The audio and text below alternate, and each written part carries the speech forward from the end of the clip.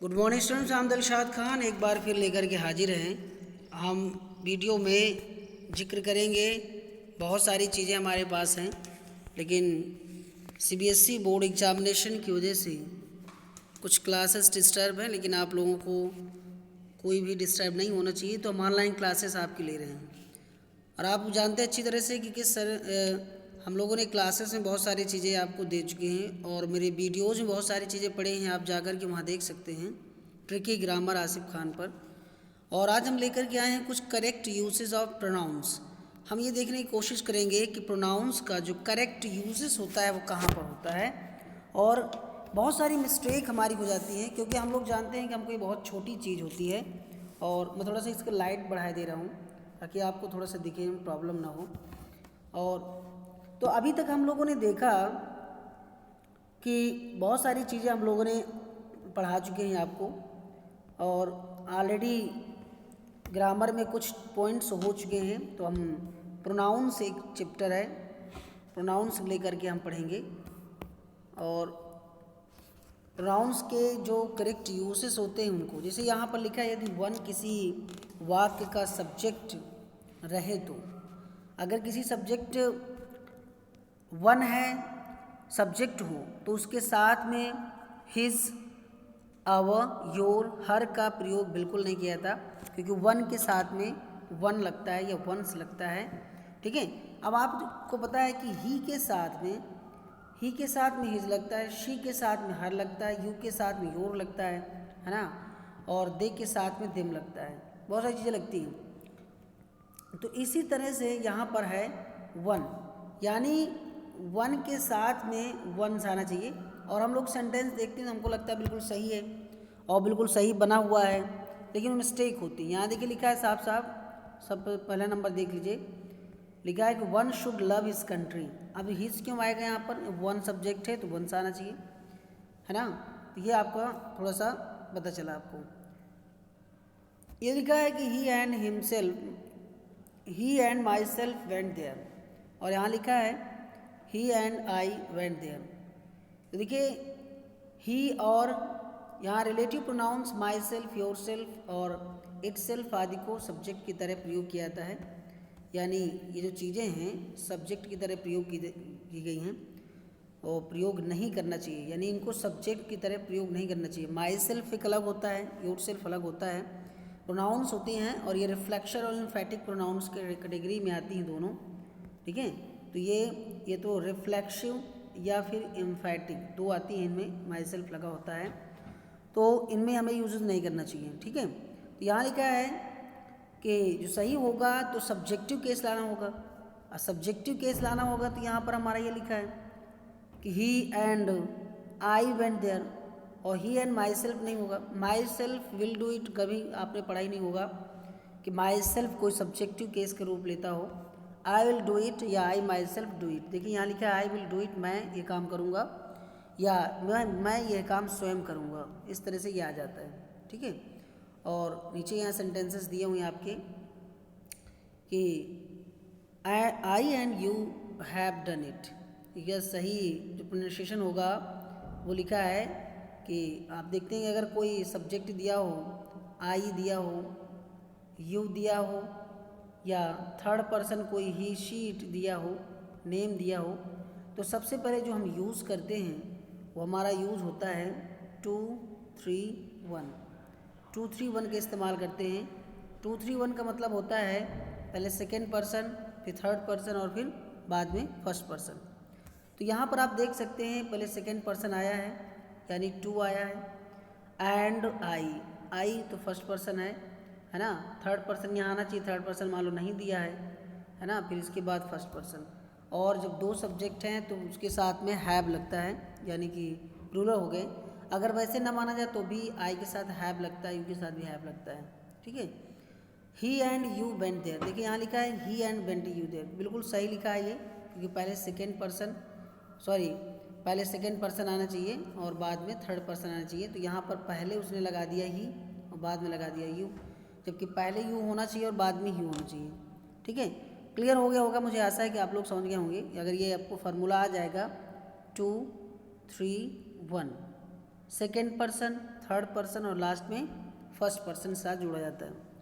Pronoun की use के लिए आपको नीचे लिखा है कि 2-3-1 का नियम जो है, रूल है, याद रखें।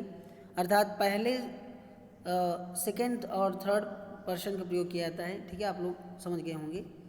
अब मैं आपको कुछ एक और दिखाई दे रहा हूँ आपको, ताकि आपको समझ में आ जाए। वही चीज़ यहाँ भी दे रहा है कि you and I have done your duty, you and I have done your our duty. देखिए यहाँ पर लिखा है योर ड्यूटी, यहाँ लिखा है our duty.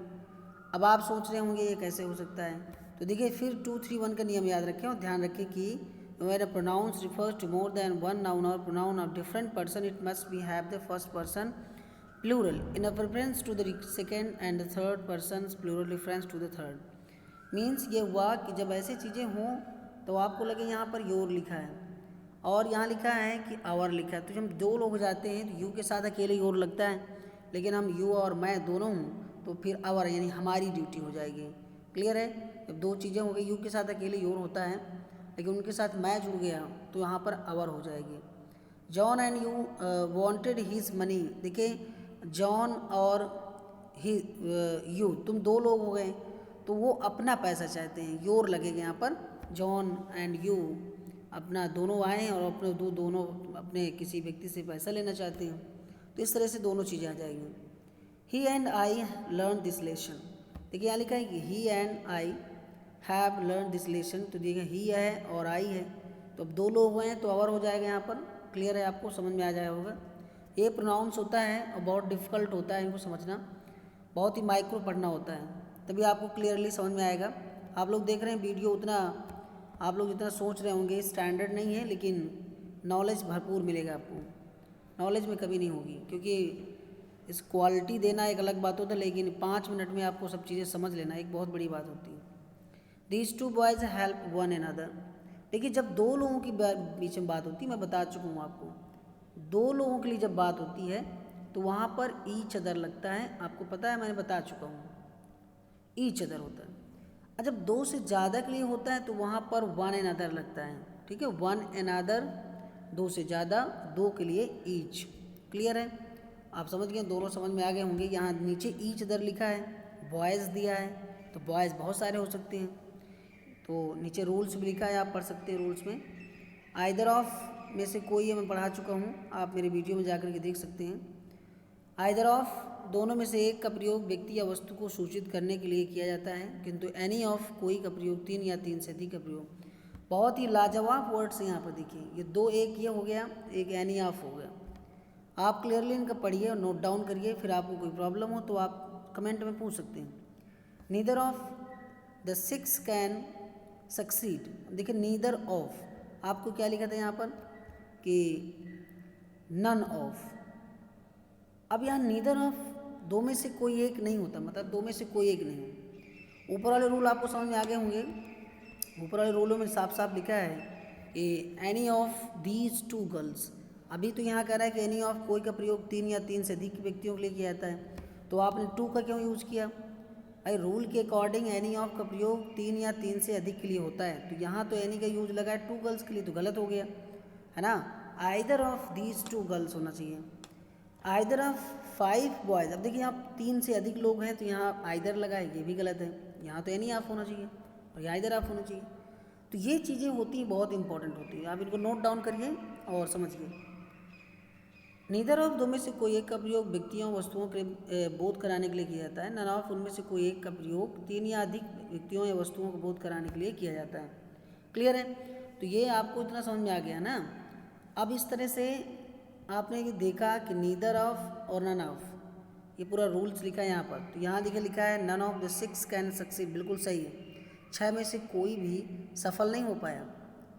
None of the 2 girls यहाँ लिखा है, तो यहाँ लिखा नीदर ऑफ द 2 गर्ल्स, यानी दो में से कोई लड़की नहीं। तो ये सब माइक्रो होता है, बहुत ही इम्पॉर्टेंट होता है। Let you and I try, गलत हो गया, let you and me try होगा, क्योंकि लेट के बाद आई का ऑब्जेक्टिव केस मी होता है, तो यहाँ पर देखिए लेट यू एंड मी दोनों हो चाहिए। The principal wants to see you and I, गलत हो गया, the principal want to see and you and me. तो थोड़ी सी तो सिंसियरली रखना होता है, थोड़ा सा एक जानकारी होनी चाहिए, और इस तरह से हम लोगों ने जो अभी वीडियो देखा है लगभग 10 मिनट का हो गया है. So students, may I hope you understand very well. I explain very smoothly और आप लोगों को समझ में आ गया होगा. आज फर्स्ट डे है वीडियो को लेकर के हमारा, और आगे आने वाले समय में मैं और भी लेटेस्ट वर्जन से वीडियो दूंगा, पैड के साथ में दूंगा, बहुत सारी चीज़ें रखूँगा जिससे आपको एक लाइव क्लासेस भी दूंगा. क्लियरली आपको समझ में आ जाएगा. तो आपको अच्छा लगा है वीडियो को लाइक ज़रूर करें और कम से कम शेयर वगैरह करते रहें, ताकि इससे और अच्छा लगता है कि वीडियो कितना देखा गया है. Thanks a lot and have a nice